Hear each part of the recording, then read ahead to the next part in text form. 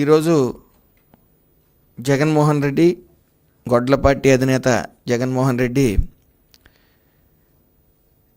అంబేద్కర్ కోనసీమ జిల్లా రావడం జరిగింది. ముందుగా ఈ వరద బాధితులకి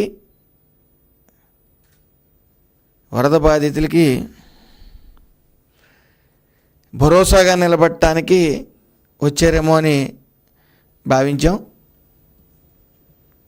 అయితే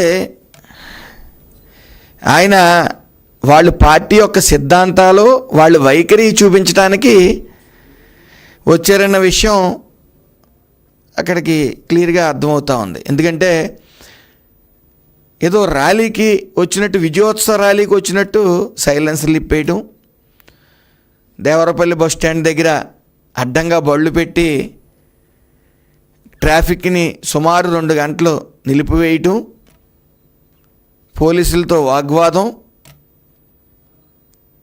అలాగే సీఎం అనే నానుడు. వాళ్ళు ప్రతిపక్ష హోదా లేదు అనే భావం కూడా వాళ్ళకి కలగట్లే.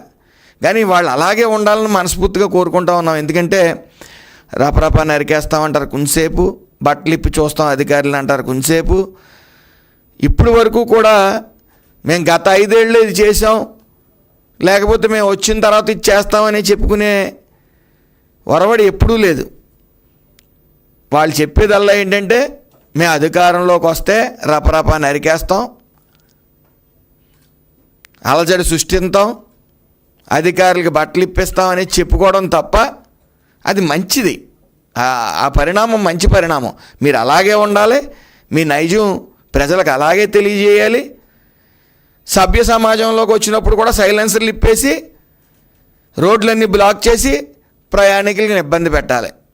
మీ నైజం సభ్య సమాజానికి అలాగే ఎప్పుడు చూపిస్తూ ఉండాలని మనస్ఫూర్తిగా కోరుకుంటా ఉన్నాను.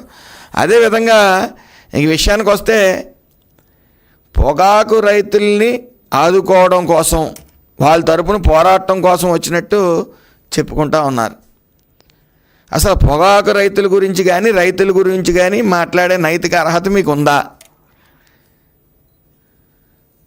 ఆ విషయానికి వస్తే పొగాకు సాగు చేస్తున్న ప్రతి రైతుకి కూడా అండగా నిలబడటమే ఈ కూటమి ప్రభుత్వం ప్రాధాన్యత. అలాగే మార్కెట్లలో రైతులు నష్టపోకుండా అన్ని విధాలుగా కూడా రక్షణ కల్పించడం కూటమి ప్రభుత్వం లక్ష్యం అని ఎప్పటి నుంచో మనం స్పష్టం చేస్తూ వచ్చాం. రైతుల ప్రయోజనాల కోసం కేంద్ర ప్రభుత్వంతో నిరంతరం సంప్రదింపులు చేసి మార్కెట్ ఎక్కడా కూడా ఎప్పుడు కూడా స్టేబుల్గా ఉండేలాగా విజయం సాధిస్తానే వచ్చింది కూటమి ప్రభుత్వం. రైతులు నష్టపోకుండా ఉండేందుకు కిలో పొగాక్కి ₹20 చొప్పున ధర లోటు భర్తీ అందిస్తూ కొండంత అండగా నిలిచింది పొగాకు రైతులకి ఈ ప్రభుత్వం. అలాగే కేంద్రం రాష్ట్ర ప్రభుత్వం సమన్వయం చేసుకుంటూ సుమారు 188 కోట్ల ఆర్థిక భద్రతను రైతులకి అందుబాటులో తీసుకురావడం జరిగింది. రాష్ట్ర చరిత్రలో ఎన్నడూ లేని విధంగా సుమారు 29 కోట్ల కిలోలు పొగాకుని కొనుగోలు చేయాలని దృఢ నిశ్చయంతో ఉంది ఈ ప్రభుత్వం. అలాగే బ్రైట్ రకాన్ని 240, మీడియం రకానికి ₹190, లో గ్రేడ్కి ₹110 కంటే తగ్గకుండా వ్యాపారులతో చర్చించి రైతులకు గిట్టుబాటు ధర దక్కేలాగా గట్టి చర్యలు తీసుకోవడం జరిగింది. పొగాకు మార్కెట్ పరిస్థితులను క్షుణ్ణంగా సమీక్షిస్తూ గిట్టుబాటు ధర విషయంలో ఎక్కడా రాజీ పడకుండా ఈ ప్రభుత్వం ఎప్పటికప్పుడు మానిటరింగ్ చేసుకుంటూ ముందుకు వెళ్తూ ఉంది. అలాగే పొగాకు మార్కెట్లలో ధరలు పతనంలో నష్టపోతున్న రైతులకు తక్షణమే ఆదుకోవాలని, వారికి సరైన మద్దతు ధర దక్కేలా చర్యలు తీసుకోవాలని కోరుతూ ముఖ్యమంత్రి వర్యులు నారా చంద్రబాబు నాయుడు గారు కేంద్ర వాణిజ్య శాఖకు లేఖ రాయటం జరిగింది. మార్కెట్లో పొగాకు రకం ఏదైనా సరే కిలో ధర ₹200 కంటే అసలు తగ్గడానికి వీలు లేదని ముఖ్యమంత్రి నారా చంద్రబాబు నాయుడు గారు స్పష్టం చేయడం జరిగింది. అలాగే వేలం కేంద్రాల్లో నో బిడ్ లో బిడ్ అనే మాటలు వినిపించకూడదని, రైతులు తెచ్చిన ప్రతి పంటని కంపెనీలు ఖచ్చితంగా కొనుగోలు చేయాలని, వెనక్కి పంపడానికి వీలు లేదని గట్టి ఆదేశాలు మన ముఖ్యమంత్రి నారా చంద్రబాబు నాయుడు గారు ఇవ్వటం జరిగింది.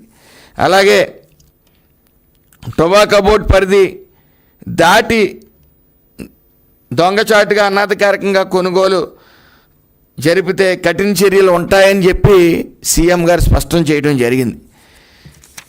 అదేవిధంగా ఇక ముసల కన్నీరు కారుస్తున్న జగన్మోహన్ రెడ్డి గత 5 ఏళ్ల ప్రభుత్వంలో అసలు పొగాకు రైతుల కష్టాలు ఎప్పుడైనా ఆయన చెవుకు వినిపించినాయా? ఏ రోజన్నా అటువైపు వాళ్ళ దిశగా ఆలోచించి కేంద్రానికి ఎప్పుడైనా లేఖ రాసిన బాపత ఎప్పుడైనా ఉందా? వివరాల్లోకి వెళ్తే 2020-23 మధ్య బర్లీ పొగాకుకి ధరలు క్వింటాలకి రూపాయలు 10,000 లోపే పడిపోయాయి. కొన్ని చోట్ల అయితే కేవలం 7,000కి 8,000కి కూడా కొనేవారు. అదేవిధంగా 2024లో కిలో ధర 240 రూపాయలు దాటకపోవడంతో రైతులు పెట్టుబడి కూడా వెనక్కి రాకపోవడం అందరికీ తెలిసిన విషయమే.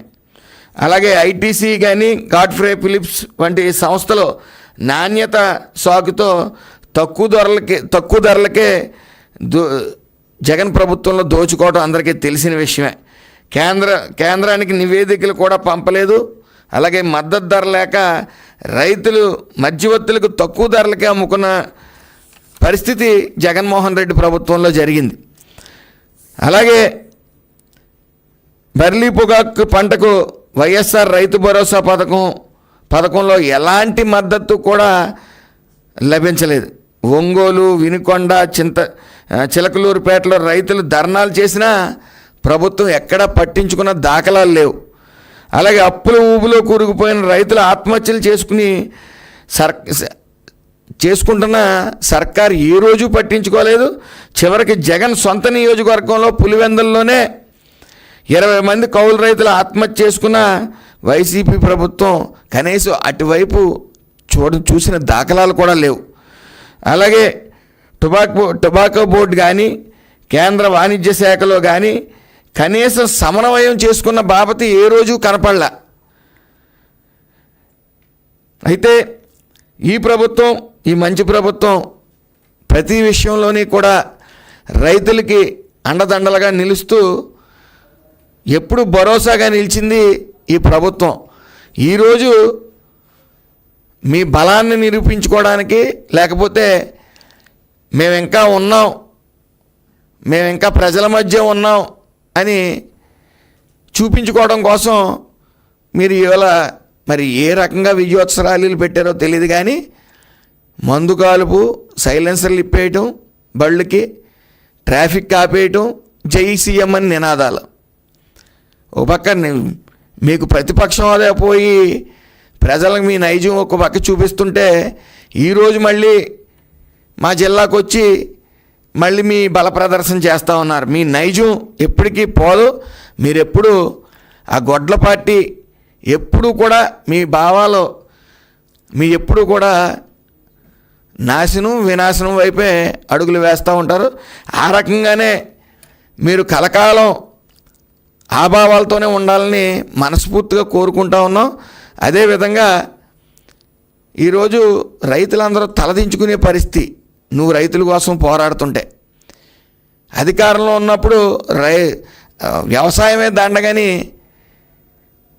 అటువైపు కూడా చూడని పరిస్థితి. ఎప్పుడన్నా వరదలు వచ్చినా, పంట నష్టం కలిగినా అక్కడ రెడ్ కార్పెట్ ఒకటి వేయించుకోవటం, పరదాలు కట్టించుకోవటం, ఒక స్టేజ్ వేయించుకోవటం, మనం మట్టిలో దిగటం మనకి ఇష్టం ఉండదు. నీ తండ్రి గారు రైతు వేషాధారణతో జనాల మధ్యన ఉంటే నువ్వు రైతు వ్యతిరేకంగా జనాల్లో ఉంటా ఉన్నావు. ఈరోజు ఎందుకు వచ్చారో మీకే తెలీదు. అక్కడ జరుగుతున్న పరిణామాలు ఏంటో మీకే తెలియవు. మొన్న మీ మంత్రి కొడుకు ఒక వ్యక్తిని గుద్ది చంపేస్తే 45 ఏళ్లే కదా, చాలా వయసు అయిపోయింది, అతను పట్టించుకోవాల్సిన పని లేదన్నట్టు మీరు మాట్లాడటం చాలా విడ్డూరంగా ఉంది. అదేవిధంగా మరో ముఖ్య విషయం కూడా మీరు తెలియజేశారు. అది యాక్సిడెంట్ కాదు, మర్డర్ అని మీ నోటితో మీరే చెప్పారు. ఏదో కొత్త విషయాలు చెప్పారు, హార్ట్ పంపింగ్ అని. హార్ట్ పంపింగ్ వాళ్ళ తండ్రి దగ్గర చూసి నేర్చుకుని పడిపోయిన వ్యక్తిని గుండెలెక్కి తొక్కాడా హార్ట్ పంపింగ్ అంటే? హార్ట్ పంపింగ్ తండ్రిని చూసి, తండ్రి డాక్టర్ అయితే తను చూసి నేర్చుకోవటం ఏంటనేది ఎవరికి అర్థం అవ్వని విషయం. మీ తండ్రి గారి దగ్గర నుంచి మీరు రాజకీయం అలాగా నేర్చుకోలేదు. ఎదరవాళ్ళు ఆ డాక్టర్ నుంచి హార్ట్ పంపింగ్ అనేది వర్డ్, మరి గొప్ప గొప్ప పదాలని మీరు తెర మీదకి తీసుకుని వస్తూ ఉన్నారు. దాన్ని వెనకేసుకు రావటం, మీరు కనీసం బాధిత కుటుంబాన్ని మీరు పలకరించారా? వాళ్ళకి ఏమైనా ఆర్థిక భరోసాని ఇచ్చారా? అనుకోకుండా గుద్దాడు చిన్నపిల్లవాడు, మీకు అండగా మేము ఉంటామనే భరోసాని కల్పించారా? మళ్ళీ బీసీ కార్డును వాడుతూ ఉన్నారు. మా మాజీ మంత్రి బీసీ అనే తొక్కేస్తున్నారు. అసలు బీసీల గురించి మాట్లాడే నైతిక అర్హత మీకు ఎప్పుడన్నా ఉందా? మీ గత 5 ఏళ్ళ ప్రభుత్వంలో మీరు బీసీలపై దాడులు ఎన్ని చేశారో ఎవరికి గుర్తులేదు అనుకుంటా ఉన్నారా? అలాగే మీరు ఒకటి గమనించాలి, అచ్చెన్నాయుడు గారిని కానీ, స్పీకర్ గారిని కానీ, ప్రజెంట్ స్పీకర్ గారిని కానీ, అయ్యన్న పాత్రుడిని గారిని కానీ అనేక హింసలు, అనేక కేసులు మీరు పెట్టారు. ఏ రోజైనా ఎవరైనా ఈ కూటమిలో ప్రభుత్వంలో ఉన్నవారు ఏ నాయకులైనా సరే కులం కార్డులు వాడారండి? మరి మీరెందుకు వాడుతున్నారో అర్థం కాని పరిస్థితి. మీరు ఎందుకు యాత్రలు చేస్తారో, మీరు ఎందుకు మీ యాత్రలు కరెక్ట్ యాత్రలు ఏంటంటే, ఎవరన్నా జైలుకి వెళ్ళి గంజాయిలో దొరికినోడు జైలుకి వెళ్ళినా, ఇలాగ మొన్న యాక్సిడెంట్లో గుద్దేసి తర్వాత హార్ట్ పంపింగ్ అని గుండెల మీదకి ఎక్కి గొంతులు వేసిన వాళ్ళు ఇంటికి వెళ్ళినా, ఇలాంటి యాత్రలు మీకు సూట్ అవుతాయి. మీకు కరెక్ట్గా మీరు మాట్లాడే భాష కూడా సూట్ అవుతుంది. రపరపా నరికేస్తామని కానీ, అధికారిని బట్టలిప్పి చూస్తామని కానీ, మీరు అధికారంలోకి వస్తే రపరపా నరికేస్తామన్న మాటలు, అలాగే బట్టలు వడదొచ్చి చూస్తామన్న మాటలు ఎప్పటికీ సభ్య సమాజం అంతా గుర్తుంచుకుంటుంది. మీ వైఖరి ఇలాగే ఉండాలి, మీరు ప్రెస్ మీట్లు అలాగే పెట్టాలి, మీరు నిరంతరం ప్రజల మధ్య ఉంటూ మీ వైఖరి తెలియజేయాలని మాత్రం, ఈ విచిత్ర వైఖరి తెలియజేయాలని మనస్ఫూర్తిగా కోరుకుంటా ఉన్నాం. మీరు ఎక్కడికి యాత్రలకు వెళ్తే అక్కడ వినాశనం.